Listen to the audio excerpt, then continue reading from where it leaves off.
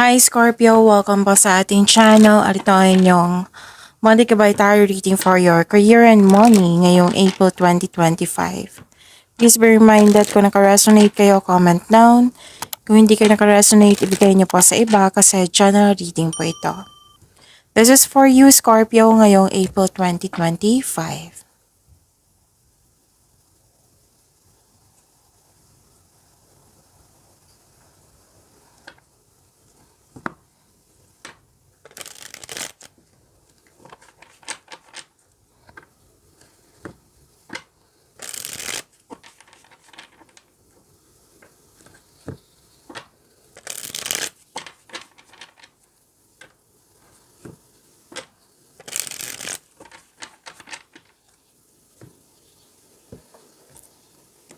Para po ito sa inyong career and money Scorpio ngayong April 2025.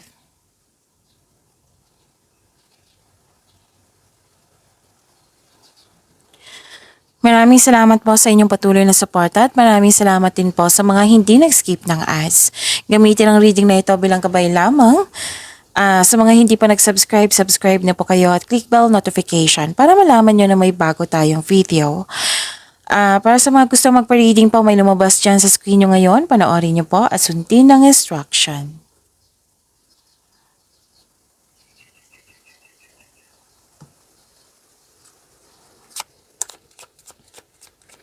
Spirits Guide, mga ganap po para sa career and money ni Scorpio ngayong April 2025.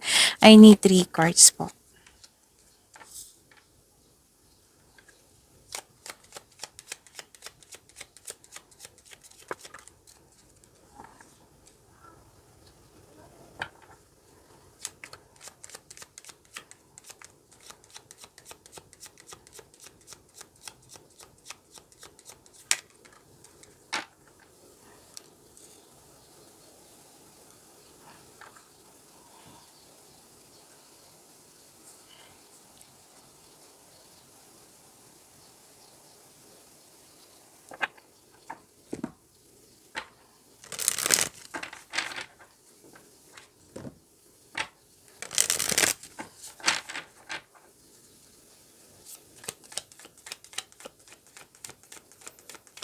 Spirits Guide, mga mensahe po para kay Scorpio ngayong April 2025 para sa kanilang career and money.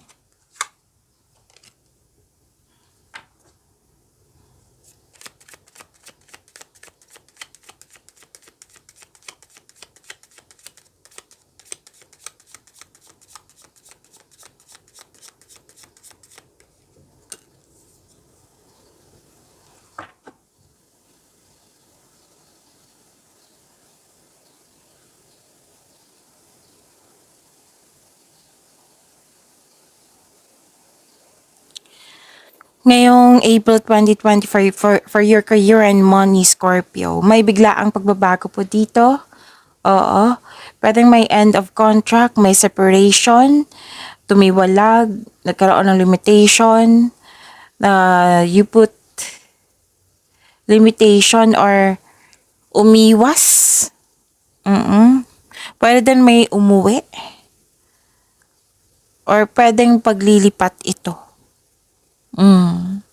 So, may ano dito, may isolation. Gusto nyo mapag-isa para makapag-isip ng mabuti, makapagpahinga. At may nakita kong concern dito sa mataasang ego, mahirap kausap or sobrang stricto. Nakita ko rin dito na may nasikaso kayo sa malaking building, Scorpio. May solusyon sa inyong problema, may sagot sa inyong mga katanungan, gumagawa kayo ng importanteng password or passcode, at may loss ako nakikita dito. Pwedeng loss of connection nito, or loss of things, or loss of opportunity. May nakita ko ditong sinisiraan ka ng tao, at nang dahil niya nagkaroon kayo ng loss of connection. Pwedeng loss of things din ito. Yung parati kong binigay sa inyo na example. Loss of money. Pwedeng nawala, kinuha, na damage, or nakasta, or ninakaw.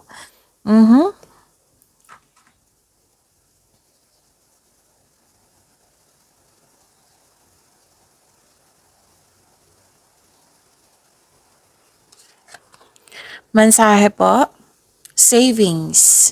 Create savings for the future. You always need to put something for your savings. Okay, savings for the future. And endings. The cycle is over. It's time for you to make a change, rebirth. So it's time to say goodbye. It might be may change career na mangyayari or end of contract or tumiwalag ka na yung sinabi ng card niyo dito kanina. Na nag-clarify siya dito.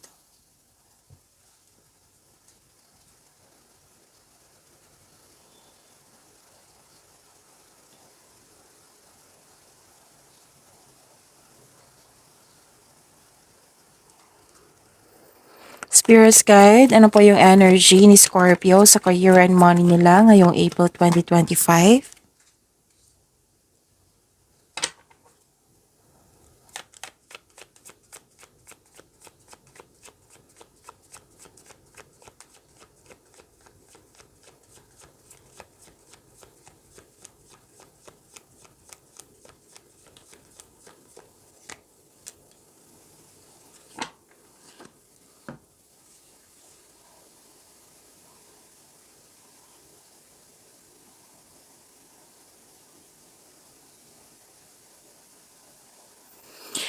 Kung may narinig kayo or may nakita kayong repeating message, meaning to say, pinupush ng cards niyo yan kasi ang ilan sa inyo hindi pa binigyan ng atensyon na kung maaari din po, bigyan niyo po ng solusyon at aksyon. Remember Scorpio, at the end of the day, alam mo na ikaw lang ang taong may kakayahan at responsable na gumawa ng sarili mong katotohanan at kinabukasan. So ano yung energy ni Scorpio?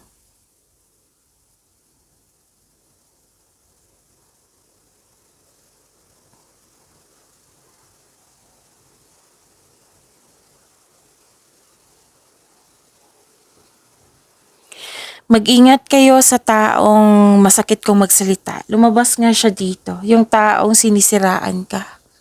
Andito rin siya sa tarot cards nyo. Yun, mag-ingat kayo sa taong masakit kong magsalita na pwedeng maapektuhan kayo kasi may nakita ko ditong hindi mo na alam kung kailan susugod o atras isang hamon. At mag-iingat sa paggawa ng plano. Huwag po daw kayo magpabaya sa paggawa ng plano. Gamitin niyo po daw yung talino niyo, experiences niyo, para makagawa kayo ng konkretong plano. Basta huwag po daw kayong magpabaya. So, be confident. Tsaka may nakita ko insecurity dito, selos, paranoid, or kulang sa pasensya.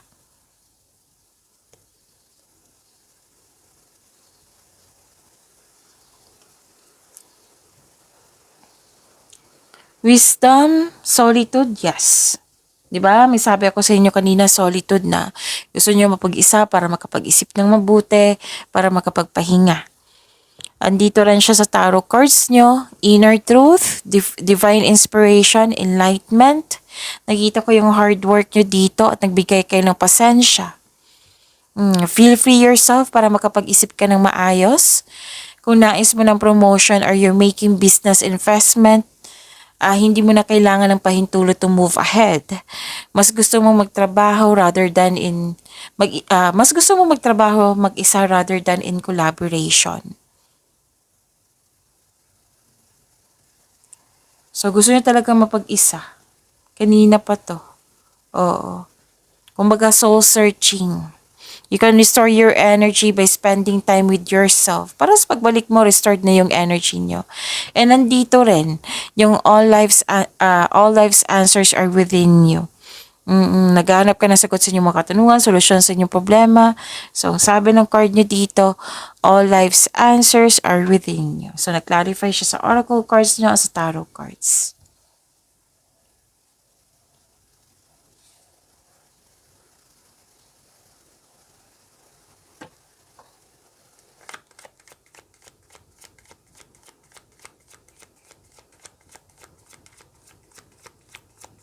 Spirits guide.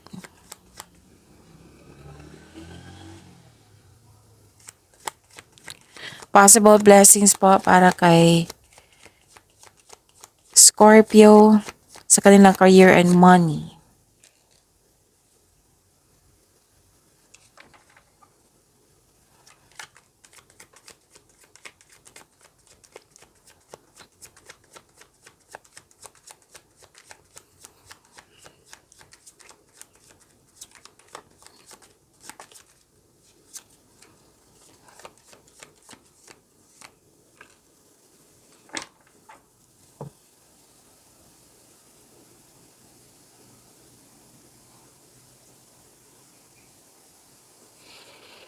Okay, ano yung mga possible blessings na ma-receive nyo, Scorpio?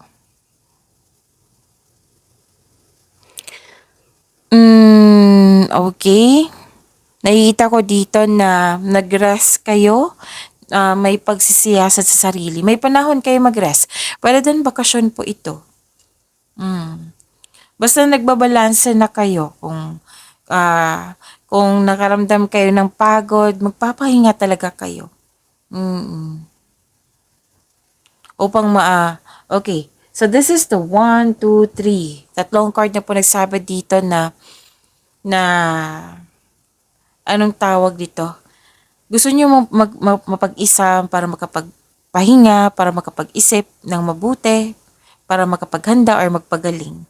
So, you need to relax, calm your mind, and reflect. Sleep and meditation ay kailangan po.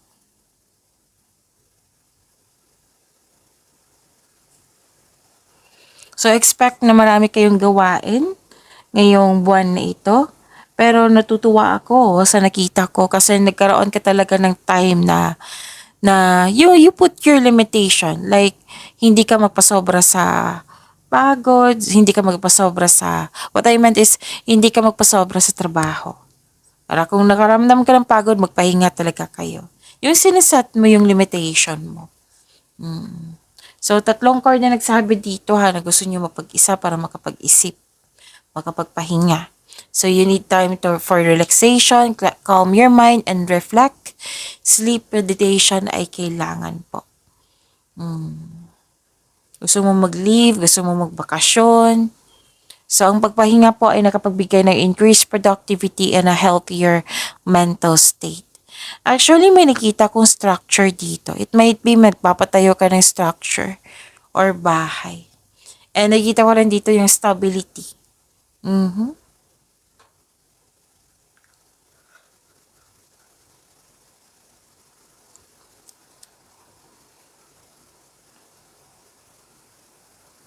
Okay, ano pa?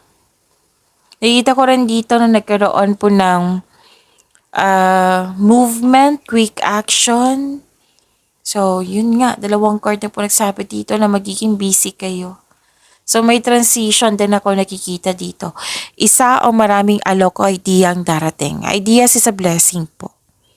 Isa din yan sa ideas para mabigyan ng solusyon yung problema mo, sagot sa inyong mga katanungan, ideas para magkaroon ng growth and expansion sa inyong career and money.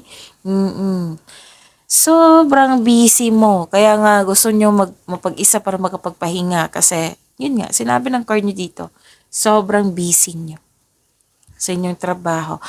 May parating po na exciting new opportunities. And dalawang card na po na mismo nagsabi dito na may stability, which is confirmation ito na magkakaroon ng stability sa inyong career and money.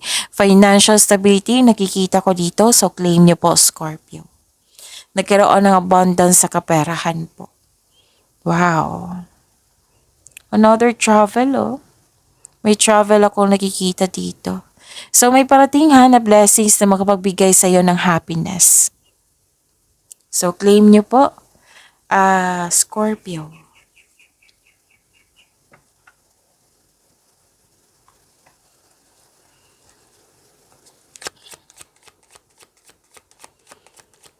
Spirits Guide, challenges na ma-overcome ni Scorpio sa kanilang career and money ngayong April 2025.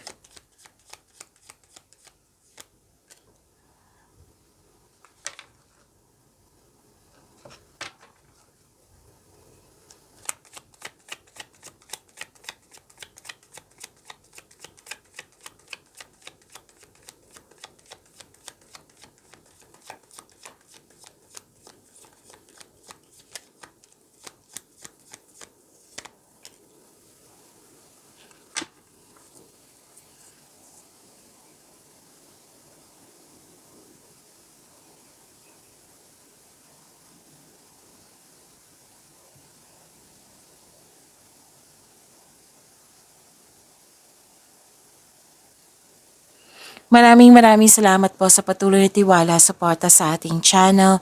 At maraming salamat din po sa mga hindi nag-skip ng ads. Parang may gusto kayong bilhin dito, Scorpio. Na may gusto kayong bilhin, tapos gagawa kayo ng parahan para mabili mo yon. Tapos, nakikita ko dito, nabili mo na, pero sabi ng card nyo dito, pag-isipan mo po ng mabuti. Oo, pag-isipan mo ng mabuti kung kailangan ba ito. Baka want lang ito, 'di ba? Need yung priority. So baka want lang po ito. So, pero at the end of the day, kayo naman po yung masusunod kasi buhay niyo po 'yan, pera niyo po 'yan. Pero sabi po ng card kasi dito na control yourself. Pag-isipan mo ng mabuti. Or di kaya may mapalinlang na tao na may gustong kunin sa'yo. Take note ha, kasi lumabas din siya dito, 'di ba? May loss ako nakikita dito na may gustong kunin. So lumabas din siya dito. That is a repeating message. Pay attention.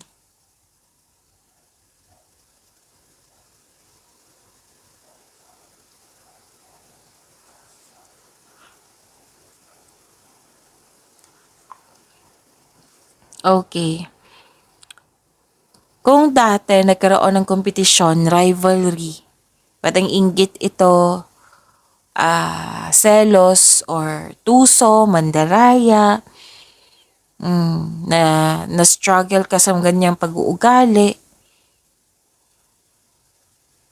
Pero now, gagawa ka ng paraan para mabigyan mo ito ng solusyon. Pwede din sabi mo, 'di ba, mag-ingat kayo sa masasakit magsalita. 'Di ba? May sabi dito sa energy nyo na lumabas din siya dito na may taong masakit na sinabi sa iyo na may posibleng may away na magkaganap. Kaya hanggat maaga, iwasan mo itong taong ito. Or kung may chances, lalo na't nasa tama ka, kailangan mong ipagtanggol lang yung sarili laban sa maling paratang ng taong ito. So, do a legal move kung kailangan po.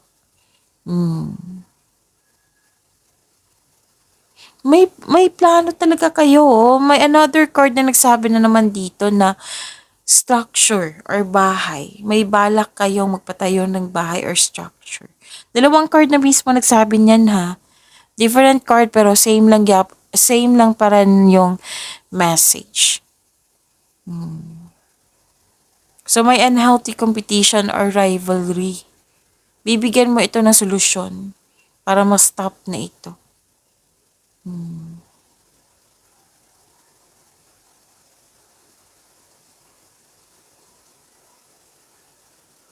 Ano pa?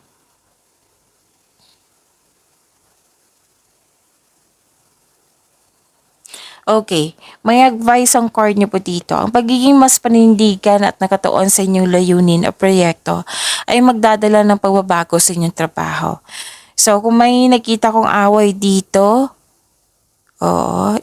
nakikita ko naman dito na ipagtanggol mo yung sarili mo. So, may dumating na balita, pwedeng opportunity din ito na makapagbigay sa iyo ng, yung bibigyan mo siya ng agarang aksyon. Like for example, hindi mo siya ipagpabukas. Gagawin mo na talaga ngayon.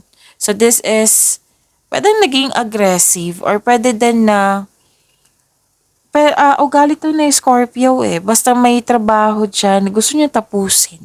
Nakikita ko dito. Okay. Nakikita ko talaga may aggressive dito. May tao na nakipag-compete sa iyo or sinisiraan ka. Pero magkakaroon kayo ng loss of connection nito. Nakikita ko dito. Okay, so yun. Pagyamanin niyo po yung blessings sa binigay sa inyo, Scorpio. See you tomorrow. Please like, subscribe, and click po button for notification para updated po kayo sa daily tarot reading natin. Maraming salamat po.